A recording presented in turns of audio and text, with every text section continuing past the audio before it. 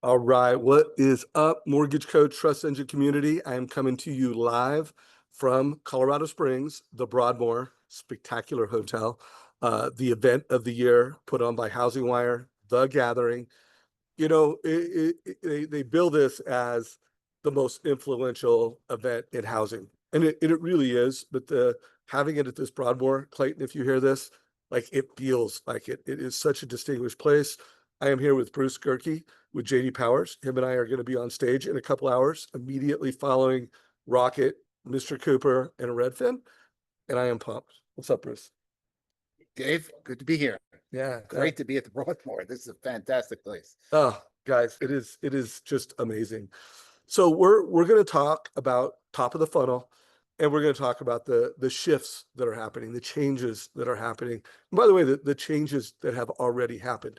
Uh, Rocket will have just gone when Bruce and I are talking, and what will be going through my head the whole time is tip to tail housing platform, not mortgage platform, not real estate platform, housing platform, and then a lot of the talk will be around click to final payment. Final payment being when that consumer no longer needs a mortgage. Although I personally have a vision that you need to get to the consumer before the click. And the game is not over when it comes to helping families achieve the real American dream of homeownership with financial freedom. The final payment's not the end of how we can serve as a housing industry. What are your thoughts on that? I think that's right on, Dave. What we're seeing in consumers that we survey is a greater interest in everything that goes into owning a home. So it's less transactional than it was in the past. Buyers come into the market a little uninformed, unsure of the future. There's a lot going on out there. There's a lot of challenges. Obviously, we all know about the affordability challenges and higher interest rates, et cetera. But a lot of, especially your first-time home buyers, but even trade-up buyers, they want to know why. Why should I be doing this now?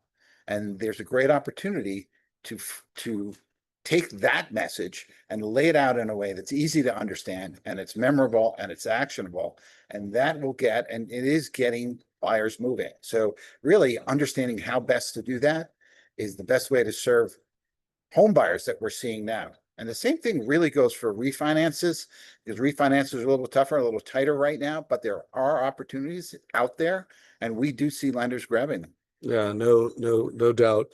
So how is JD Power's latest research, the latest numbers, really help quantify the shift that home buyers are having when it comes to first engagement with both lenders and real estate professionals? Any significant changes over the past few years? Over the past 3 years, we've seen the percentage of current borrowers. So these are borrowers who have, closed a loan, have said that they've interacted and engaged with their lender prior to starting to look for a home. So that's a point where they're actually, in a lot of cases, before they're talking to real estate agents. So this is really what we're seeing as it's close to the top of the funnel. I think from a consumer standpoint, you have to think of their funnel as opposed to the sales funnel on both real estate and mortgage lenders. The consumer's funnel really starts when they're starting to consider these things, their future, their lives. Where does a home fit into that? And that's the point where really that decision to go or not go is made, and having timely and accurate and really understandable information and educational materials available there is what's driving that. So we've seen now we're up to 43% of all borrowers have engaged at some point before they started looking for a home. And that's grown from just under 34% just 3 years ago. So now it's becoming a consistent, getting close to nearly half of all borrowers. And it's something that we see taking place in the broader market, but we don't see a lot of lenders actually interacting this way. And it's very clear the distinction here. Most of the lenders who are engaging earlier are depository lenders, are your banks. Right. So independent mortgage bankers are not taking advantage of this opportunity and not getting upstream as well as the banks are. Yeah, well, the banks, the Rocket, the centralized platforms, the servicers, and I would make the case that as an industry, we need to go on the offense, and we need to even go further upstream to speed of need. When the consumer has a need, when they qualify, whether they qualify to move up and they look like they might be someone who wants to move up, whether they're someone that could save money, regardless of whether they're clicking or they're thinking about it. Like, we need to be proactive at going to that consumer and showing them how they could save money, how they could build wealth with real estate faster. And then, heads up to all the local mortgage professionals and all the leaders of local mortgage professionals. If you want to be relevant and thrive going forward in mortgage, you need to be executing on this really well. So you've mentioned this before. I've done a podcast with you before, and your studies emphasize the importance of the advisory role for today's lenders. Could you elaborate a little bit more on that and say how that might be different now? Yeah, what we're seeing though is borrowers who prefer more interaction, more personal interaction. There's still a large preference for a full digital experience. That's out there. That's not going away. So we have to keep that in mind. But what the current situation is, and mostly amongst younger borrowers, which are dominating the market now, if we look at who's out there, millennials and Gen Z, and our data is about 2/3 of all the borrowers that we survey, they're looking for a hybrid or a two-part relationship with their lender. So part of it is digital. They want the good top of, best in class digital tools. They want to be able to get that information on demand. So 24/7 when they want it, but they're also looking for that personal interaction to fill the gaps where that digital engagement just isn't quite personal enough. And especially amongst Gen Z borrowers, this is a very high number. We see this at JD Power across all financial services, wealth management as well. They flock to that digital platform, but they're looking for personal handholding, basically, to go along with it. So that's, I think, a leverage point that independent local mortgage lenders can really, really work to their advantage here, because the platform lenders have a much more difficult time, creating that personal feel, that face-to-face. And when they say personal, they're saying face-to-face. They have a higher preference for face-to-face interaction. So there's quite a bit I want to say here, but I want to start by saying, if you're local and you're referral based, you need to leverage that localized value. So you need to not just personalize, because personalized can be thought of as like, oh, I put their name in it. Hey, John, or hey, Thomas, and they go by Tom. To me, where things are going are individualization. And when you think of individualization, yes, that's their first name, the way they like to pronounce their first name and the way their friends pronounce their first name. That is any data that you're able to get and have. But it's also things like their assumptions. Like, what do they think rates are going to do? What do they think appreciation rates are going to do? And their goals. Like, what are their personal goals? What can you get outside of that? And when you can individualize, you can localize, and then you can take action on that at scale, you're going to win. So I've said this a lot from this stage, so forgive me if you've heard me say this before, but write down the letters WRCD. WRCD. Have I ever brought that up with you? Do you know what that means?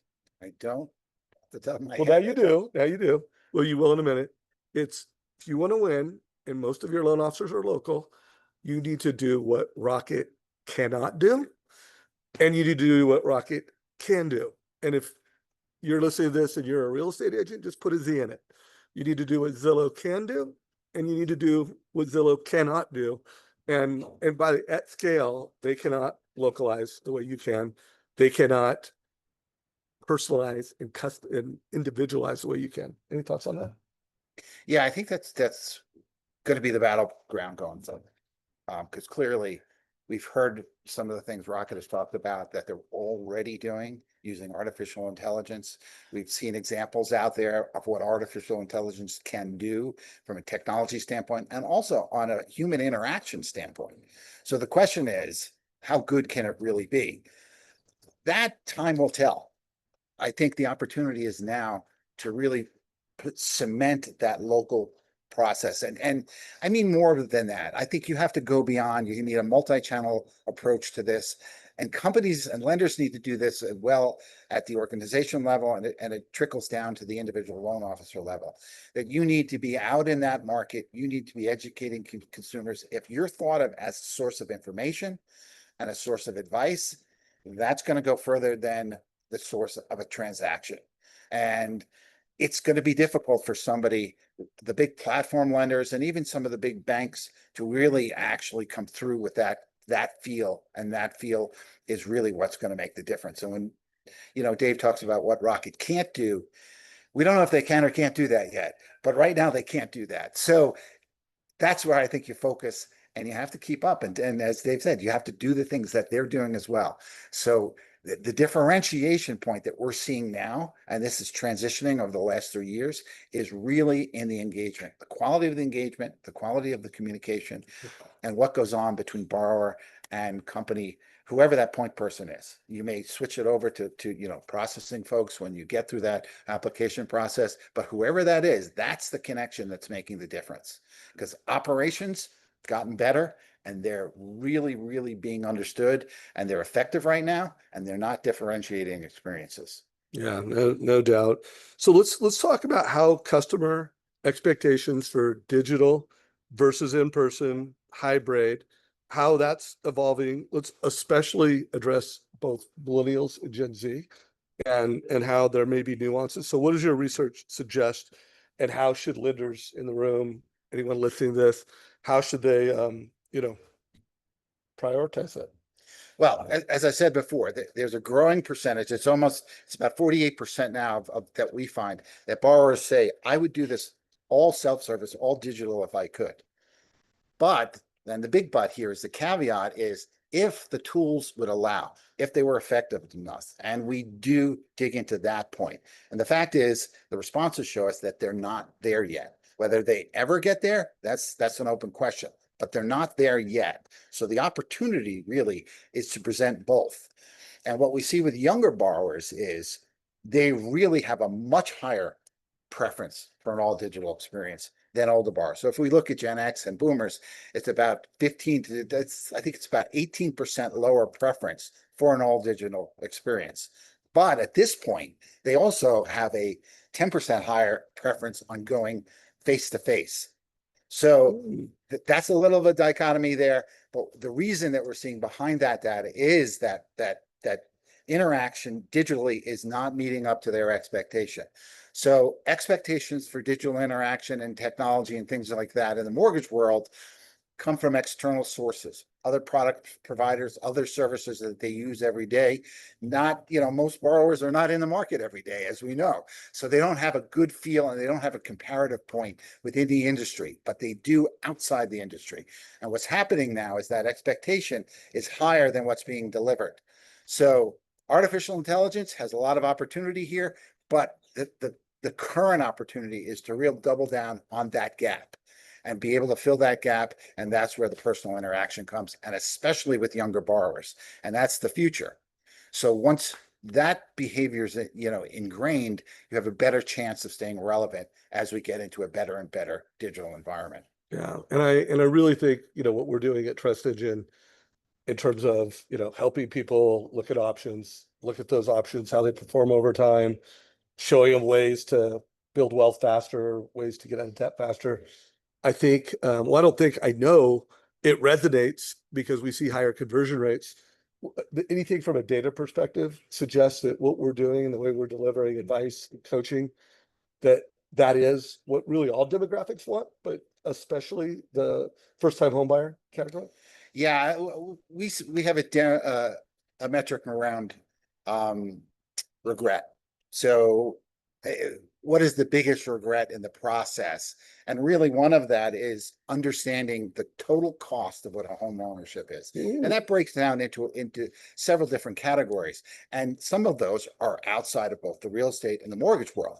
But as a true homeowner advisor, this is a part of the experience to really, I think, expand into and become the expert. You're becoming an expert in home ownership, not in lending, not in real estate transactions, but in the whole thing.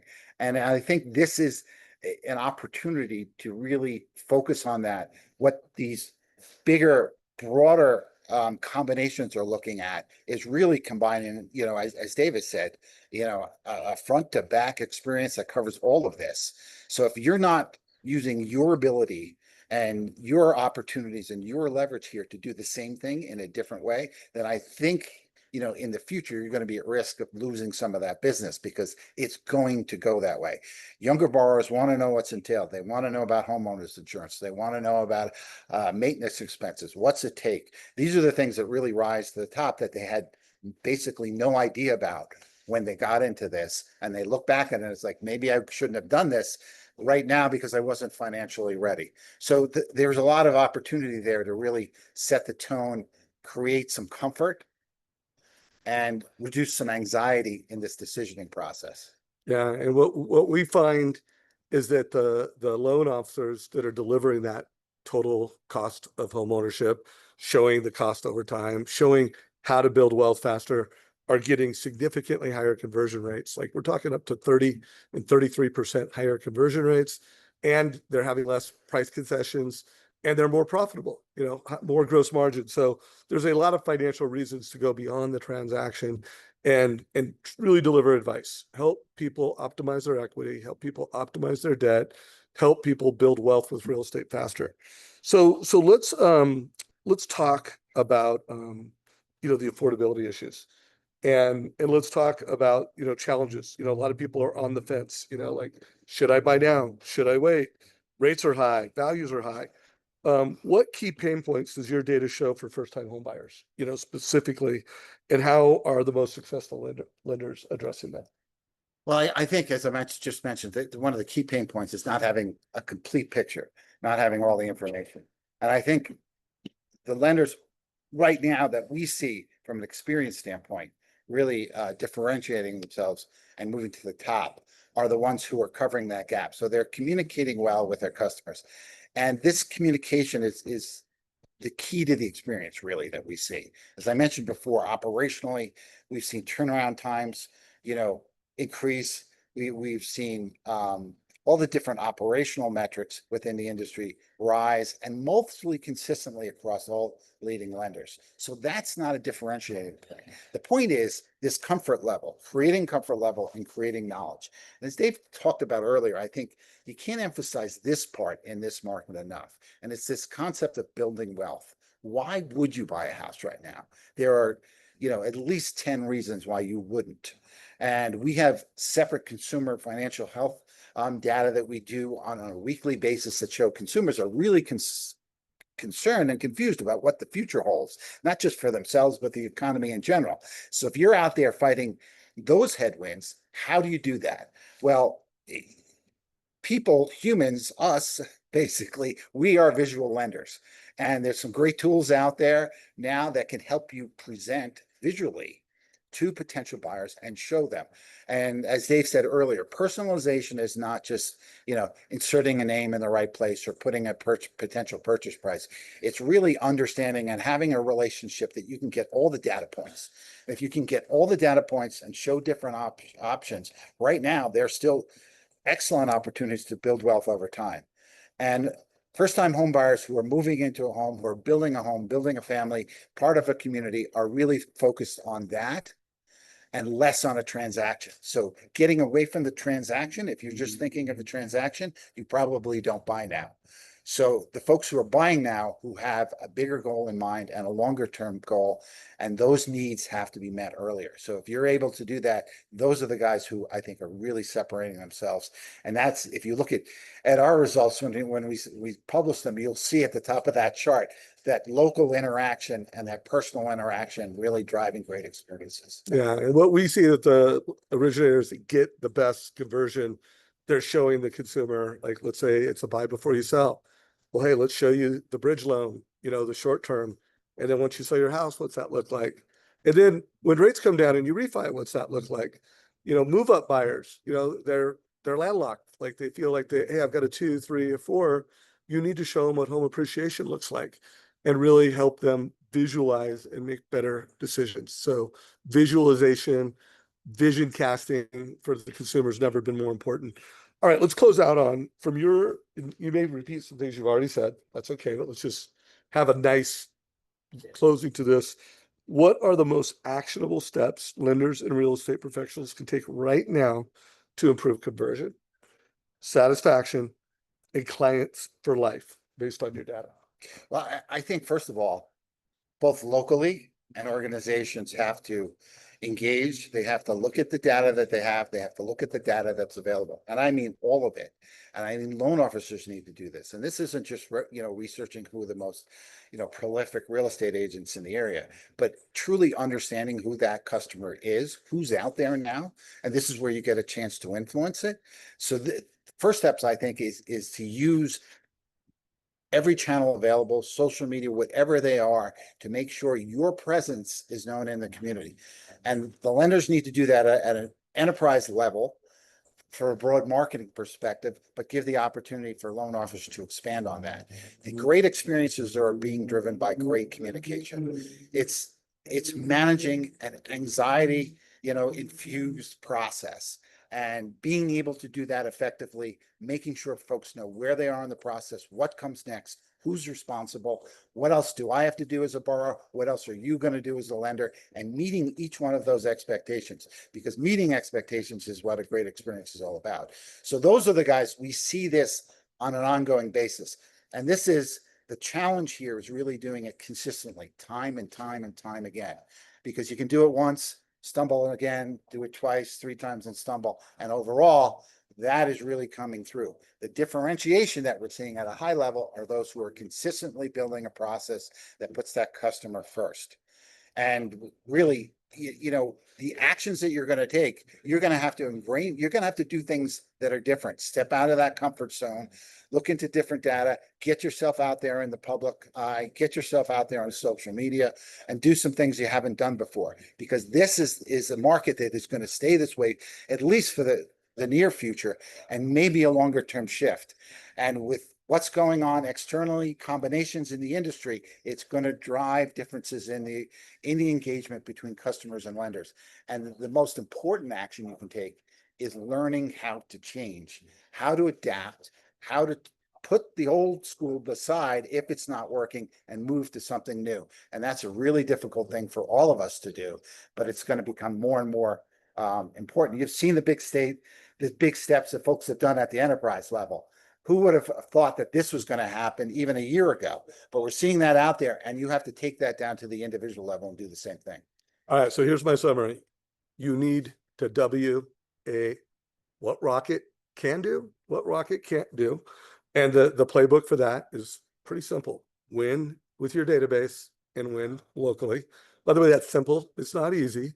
And we believe, and what we see in the data is that your loan officers need to become coaches, data-driven coaches, coaching at scale, something we're deeply committed to at Trust Engine.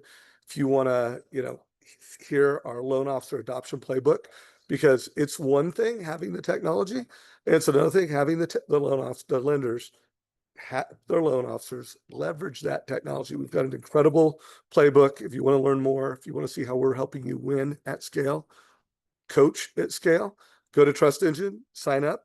You can email me, Dave@TrustEngine, or private message me wherever you're watching this. Hopefully you got value from this.